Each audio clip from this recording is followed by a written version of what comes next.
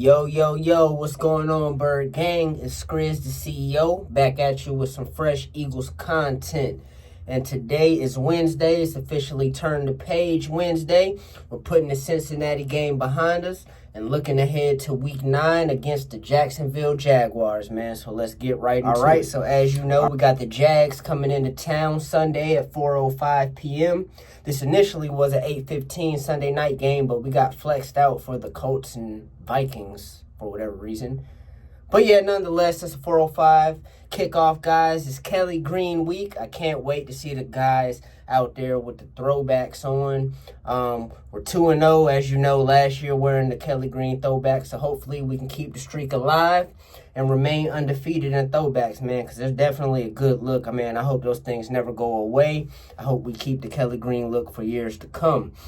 All right, so as you also know, we got the return of Dougie P., the statue man himself, Doug Peterson, the head coach of the Jacksonville Jaguars, making his return to the link where he should expect a good reception from the fans, man. As you all know, he's responsible for us winning our lone Super Bowl title right now. Hopefully we'll add more to the trophy case. But yeah, man, huge shout out to Dougie P, man. Definitely appreciate what he did here in the city of Philly, man. So yeah, let's get right into it, to the game, man. As y'all said, we're going up against the Jags.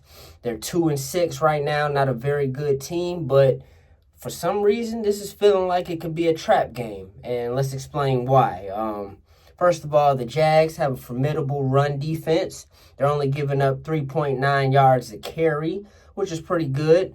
On the other side of the ball, Trevor Lawrence having a pretty good, decent season statistically. 11 touchdowns to just 4 interceptions, 1,835 yards, and a 93.9 rating. So definitely no slouch.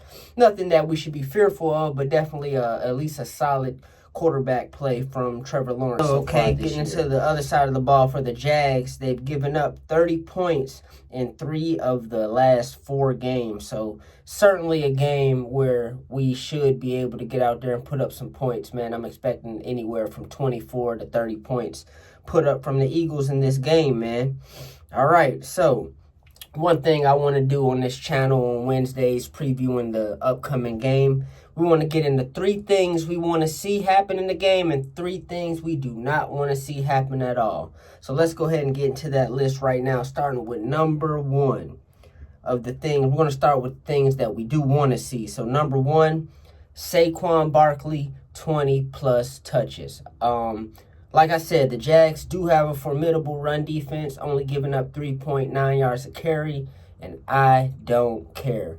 Feed Saquon, man. He deserves to touch the ball at the very least 20 times in this game. I don't care if we're down 3-0, 10-0. Stick to the run. He'll eventually break one like he always does, man. So Saquon needs to get 20-plus touches through the ground, receiving. However you want to slice it up, he needs to touch the ball 20-plus times. All right, number 2 on the things that we'd like to see tonight, on Sunday, is some blitzes on Trevor Lawrence. Like I said, Trevor Lawrence is having a solid season so far, but I think the key to stopping majority of the quarterbacks in this league is getting pressure. So I want to see Vic Fangio dial up some pressures. Don't have Trevor Lawrence sitting back there looking like the second coming of Peyton Manning with all day to throw, all day to choose a receiver. Let's put some pressure on this dude and make him make quick decisions so hopefully our secondary can make some plays. And number 3 on the things that we want to see is some more under-center offense. Each week I think we implemented under-center offense a little bit more every game, and it's remarkable to see, man. I think it helps our offense in terms of versatility. I think when you come out and shotgun 90% of the time, it kind of gets stale unless you have like a quarterback that throws guys open consistently, and I don't think that's Jalen Hurts' MO, if you will. Not to take anything from him, but I just think him coming out under center sometimes just opens up our offense with Saquon back there, and then you have the play action become more of a possibility. So I want to see that There was a clip in the Philadelphia Eagles Unscripted episode where Kellen Moore was talking about implementing the under center offense some more in the Cincinnati game, and we obviously saw it. And I think every time they do it, we have like a positive play. All right, so moving on, we're going to talk about 3 things that we don't want to see.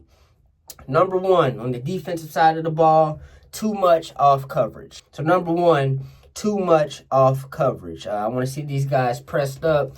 You know, apply some pressure to the Jacksonville receivers. Make them work for Number 2, Jalen Hurts pass attempts to a minimum. Jalen Hurts should not throw the ball more than 25 times this game. Last week, I think he had 20 pass attempts, and that was just perfect, you know. Keep it balanced on offense. Give Saquon his touches. Get Kenny G some touches. Let's keep Jalen Hurts' pass attempts to a minimum because I think it minimizes on turnovers and just it keeps our offense from being stale. And number 3, finally, in the things that we do not want to see is another scoreless first quarter. I know we're 5-2. I know we got off to a decent start this year, but let's get off to a better start in these games, man. Now, last week against Cincinnati, I'm not too mad about the no points in the first quarter simply because that first drive by Cincinnati was, I think, 12-plus plays, 10-plus minutes. So they had the ball majority of the first quarter. So the Eagles' offense didn't really get an opportunity to touch the ball until late in the first quarter. And I think their first drive continued on to the second quarter, if I'm not mistaken. So I want to change that this week, man. Let's get some points. I don't care if it's a field goal, a safety, something. Let's just please score some points in the first quarter, guys. We got to get off to a faster start. And I think there's no better week than this one against the Jaguars. So with that being said, let's get into some predictions, man. A lot of people surprisingly are in on the Jags. If you look at the NFL.com official picks, I think 3 of those guys actually picked the Jags. Now, one of them was Maurice Jones-Drew, you know, obviously the former Jaguar great. So with him, I think that's more of him being a homer than actually believing the Jags are going to win. But this is a sneaky, scary game for the Eagles. I think it could kind of be similar to the Cleveland game that we played.